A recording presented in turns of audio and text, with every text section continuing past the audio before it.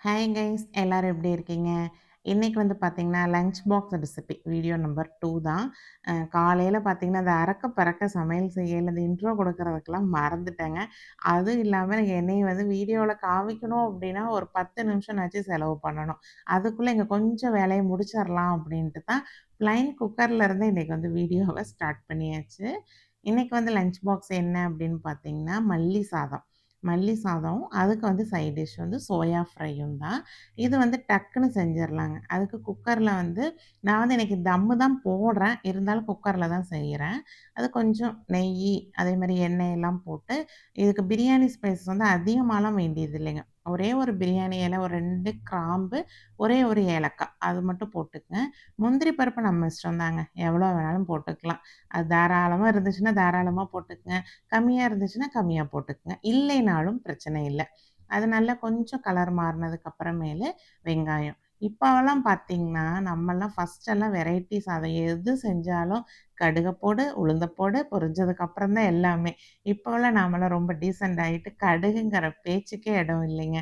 நீங்க வந்து இந்த மாரி வெரைட்டி சாப்பாடு, பிரியாணி இதே மாதிரிலாம் செய்யல கடுகு யூஸ் பண்ணுவீங்களா? அப்படின்னு சொல்லி மறக்காம சொல்லுங்க. ஏன்னா, அம்மாலாம் வந்து யூஸ் பண்ணிட்டு இருந்தாங்க. நம்ம ஜெனரேஷன்லாம் பார்த்தீங்கன்னா, அதையெல்லாம் வந்து இப்போ போடுறதே கிடையாது. நீங்க எப்படி அப்படின்னு சொல்லுங்க. அதுக்கப்புறம் பார்த்தீங்கன்னா, வெங்காயம் போட்டு நல்லா வணங்குனதுக்கப்புறம், ஒரே ஒரு தக்காளி. அதையும் போட்டு நல்லா வணக்கலாம். இதுக்கு வந்து ஒரு அரைப்பு அரைக்கணும். என்ன பண்ணணும்னா, மல்லி தழைய வந்து தாராளமா போட்டுக்கங்க. ஏன்னா, உடம்புக்கு வந்து ரொம்ப நல்லது. அதுவும் இல்லாம நம்ம அரைச்சு தான் போடுறோம் அப்படிங்கிறதுனால, குட்டீஸ் ஆகட்டும், பெரியவங்களாகட்டும் யாருமே பொறுக்கி வைக்கிறதுக்கே சான்ஸே இல்லைங்க. அதனால மல்லித்தழை வந்து ஒரு ஒரு கைப்பிடி அளவுக்கு போட்டுட்டு, உங்களுக்கு காரம் எவ்வளோ வேணுமோ அதுக்கு தகுந்த மாரி பச்சை மிளகாய், ஒரே ஒரு சின்ன துண்டு இஞ்சி. இதுக்கு கூடவே வந்து நீங்க கொஞ்சம் தேங்காய் வேணாலும் வச்சு அரைக்கலாம். நான் வந்து தேங்காய ஸ்கிப் பண்ணிட்டேன். இப்ப இதை வந்து நல்லா நைஸா அரைச்சுட்டு, இந்த அதுக்கு முன்னாடி வந்து இப்ப தக்காளி கொஞ்சம் வணங்குனதுக்கப்புறம், ஒரு 1/2 டீஸ்பூன் வந்து இஞ்சி பூண்டு பேஸ்ட் போட்டுக்கங்க. நம்ம அதில வந்து இஞ்சி மட்டும் தான் போட்டு அரைச்சோம். இதில வந்து இஞ்சி பூண்டு பேஸ்ட்டையும் போட்டு, அதுக்கப்புறம் நம்ம அரைச்சு வச்சிருக்கிறதையும் ஊத்தி, நல்லா வணக்கி விட்டுருங்க. தேவையான அளவுக்கு உப்பும் போட்டுக்கலாம். நான் சாப்பாட்டுக்கு தகுந்த அளவுக்கு உப்புமே வந்து ஃபர்ஸ்ட்டே ஆட் பண்ணிட்டேன். அது வந்து நல்லா எண்ணெய் பிரிஞ்சு வருங்க. கொஞ்ச நேரம் வந்து அடுப்புல வச்சுட்டீங்க அப்டின்னா, நல்ல எண்ணெய் பிரிஞ்சு வரும். அதுக்கு மேல வந்து நம்ம அரிசி என்ன அரிசி எடுத்திருக்கோம், அதுக்கு எவ்வளோ தண்ணி தேவைப்படுமோ, அதை வந்து சேர்த்துக்கலாம். நான் வந்து இன்னைக்கு வந்து பாஸ்மதி ரைஸ்ல தாங்க செஞ்சிருந்தேன். ஏன்னா டெய்லியுமே வந்து வெரைட்டி ரைஸ் ஒரே ரைஸ்ல ஒண்ணு ஜீரக சம்பால செய்வேன். இல்லைன்னா நம்ம சாப்பாட்டு அரிசி, இல்லைன்னா பாஸ்மதி. இன்னைக்கு வந்து பாஸ்மதி அரிசியில தான் செஞ்சிருந்தேன். அதுக்கு அளவா தண்ணி வந்து ஊத்தியாச்சு. இப்ப அது கொதிக்கிறதுக்குள்ள அதுக்கு சைட் டிஷ் வந்து சோயா ஃப்ரை தான். அது என்கிட்ட பார்த்தீங்கன்னா, இந்த குட்டி குட்டியா இருக்கும் இல்லைங்களா சோயா, அதுதான் இருக்கு. பெருசு வந்து இல்ல. சின்ன சின்னதா வாங்கி வச்சிருக்கேன். ஏன்னா, இதை வந்து பொரிக்கையில கொஞ்சம் நமக்கு சீக்கிரம் கிரிஸ்பி ஆயிருங்க. சாப்பிடுறதுக்கு கொஞ்சம் நல்லாயிருக்கும்.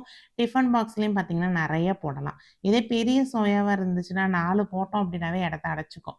அதனால நான் மோஸ்ட்லி பார்த்தீங்கன்னா, அந்த சின்னதே தான் வாங்குறது. இப்ப அதையும் வந்து சுடு தண்ணிக்குள்ள போட்டு ஒரு கொதி வந்ததுக்கப்புறம் ஆஃப் பண்ணிறலாம். இப்ப இது வந்து தண்ணி வந்து நல்லா கொதிச்சிருச்சு. நான் வந்து ஒரே 1 டம்ளர் தாங்க அரிசி எடுத்திருந்தேன். அதுக்கு வந்து 1 1/2 டம்ளர் தான் தண்ணி ஊத்தணும். நான் கொஞ்சம் சேர்த்தி ஊத்தியிருக்கேன். ஏன்னா, இது அரிசி வந்து நல்ல பழைய அரிசி. அதனால நான் எப்படி இருந்தாலும் தம் போடுறதுனால ஒண்ணும் பெருசா வித்தியாசம் வராதுங்க. ஒரு 1/4 டம்ளர் எக்ஸ்ட்ரா தண்ணி ஊத்திட்டோம் அப்படின்னா, குக்கர்ல வச்சோம்னா கூட கொஞ்சம் கொல கொலன்னு இருக்கிற மாரி இருக்கும். நம்ம தம் போடுறதுனால ஒண்ணுமே ஆகாது. நீங்க அதனால, ஐயோ! கொஞ்சம் தண்ணி சேர்த்தி ஊத்திட்டோமேன்னு சொல்லிலாம் ஃபீல் பண்ணவே வேண்டியதில்ல. இப்ப இது வந்து பார்த்தீங்கன்னா, நல்லா ஒரு தட்டு வச்சு மூடி, அடுப்ப வந்து கொஞ்சம் வேகமாவே வச்சுருங்க.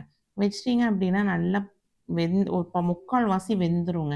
இப்ப நம்மளுக்கு பார்த்தாவே தெரியும். அரிசியும், தண்ணியும் வந்து இப்ப எப்டி இருக்குன்னு பார்த்தீங்கன்னா, தண்ணி வந்து கொஞ்சம் அதிகமா இருக்கு.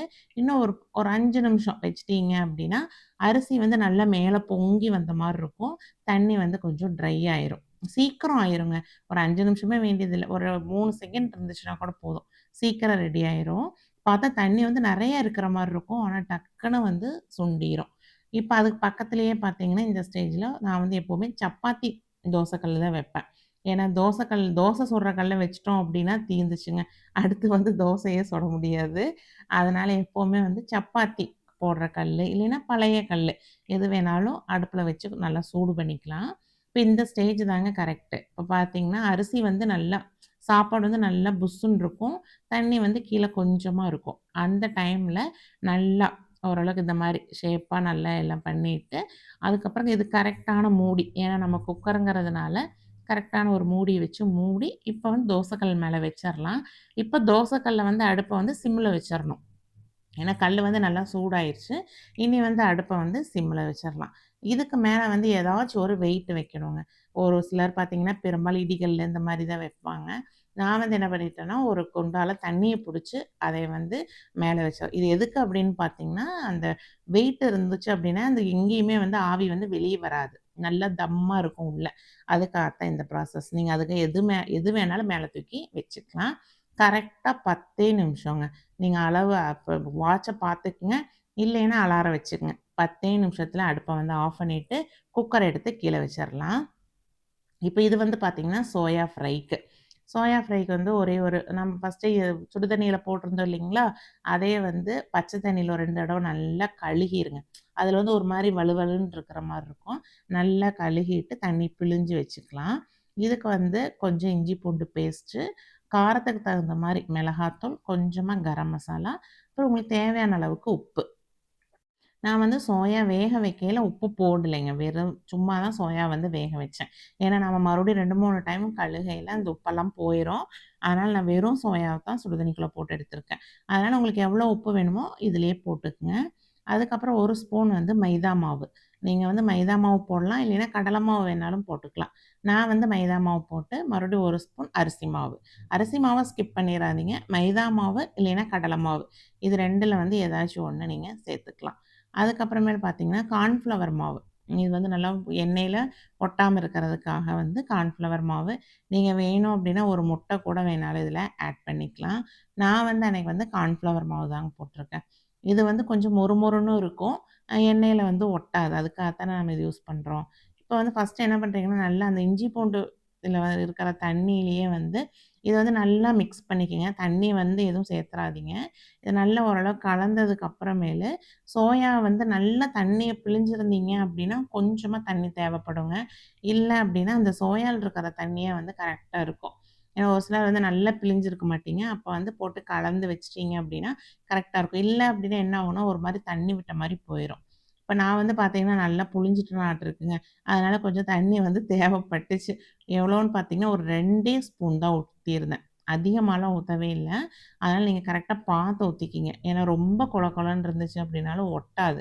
அதனால கரெக்ட்டா நம்ம இந்த பஜ்ஜிக்கெல்லாம் செய்வோம் இல்லைங்களா? அந்த மாரி வேண்டாம். அத விடவே கொஞ்சம் ட்ரையா இருக்கிற மாரி பார்த்துக்குங்க. மொத்தத்தில சோயால வந்து எல்லாமே கோட் ஆயிருக்கணும். அந்த மசாலா வந்து எல்லாமே கோட் ஆயிருக்கணும். முடிஞ்சுச்சு அப்டின்னா, இதை வந்து ஒரு 1/2 மணி நேரம் ரெஸ்ட்ல வையுங்க. ஆனா காலையில வந்து யாருக்குமே இது வந்து சாத்தியமா நடக்காது. உடனே வேணாலும் நீங்க இதைய ஃப்ரை பண்ணி எடுத்தரலாம். நான் அத பார்த்தீங்கன்னா, ஒரு 5 நிமிஷம் தாங்க வச்சிருந்தேன். அந்த எண்ணெய் சூடாகுற அளவுக்கு வச்சிருந்தேன். அதுக்கப்புறம் பார்த்தீங்கன்னா, பிரியாணியுமே ரெடி ஆயிருச்சு. அத எடுத்து வச்சுட்டு, அந்த கேப் ஒரு 10 நிமிஷம் தான் இருந்துச்சு. அவ்வளோதாங்க இருந்திருக்கும். ரெஸ்ட்லாம் நான் வைக்கவே இல்ல.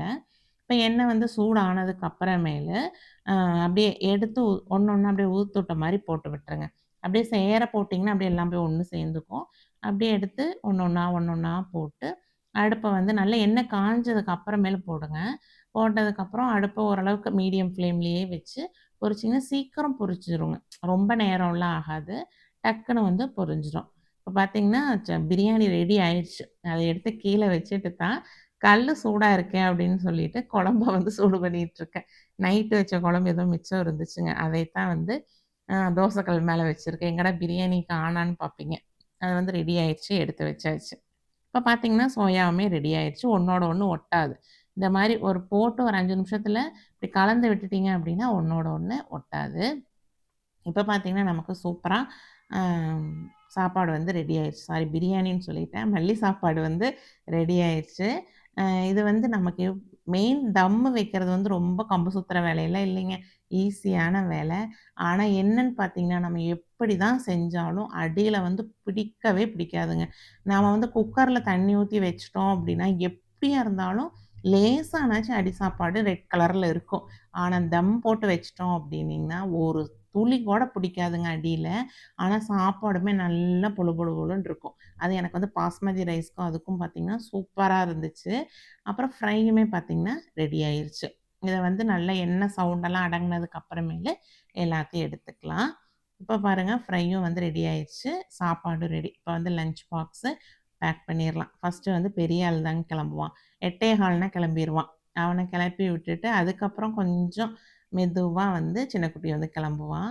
இப்போ அவனுக்கு வந்து பார்த்தீங்கன்னா, கரெக்ட்டா ரெடி ஆயிருச்சு. சாப்பாடும் டிஃபன் பாக்ஸ்ல வந்து போட்டுட்டேன். இப்போ வந்து இந்த சோயா ஃப்ரை வந்து பாருங்களேன், எப்படி மொறு மொறு மொறுன்னு இருக்கும்னு.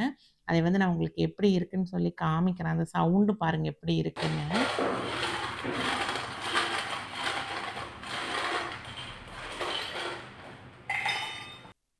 பார்த்தீங்கன்னா, நல்லா மொறு மொறு மொறுன்னு இருக்கும். எவ்வளோ போட்டு குடுத்தீங்கனாலும் வேண்டான்னு மட்டும் சொல்ல மாட்டானுங்கங்க 2 பேருமே. அதனால நெறைய போட்டு குடுத்துருவேன். இதாங்க வந்து இன்னைக்கு தான் லஞ்ச் பாக்ஸ் ரெசிபி. இது கண்டிப்பா உங்களுக்கு வந்து யூஸ்ஃபுல்லா இருக்கும்னு நெனைக்கிறேன். மறக்காம ட்ரை பண்ணி பார்த்துட்டு எப்படி இருக்கு அப்படின்னு சொல்லி மறக்காம கமெண்ட்ல சொல்லுங்க. அடுத்த ஒரு லஞ்ச் பாக்ஸ் ரெசிபில வந்து உங்கள திரும்பவும் வந்து நான் மீட் பண்றேன்.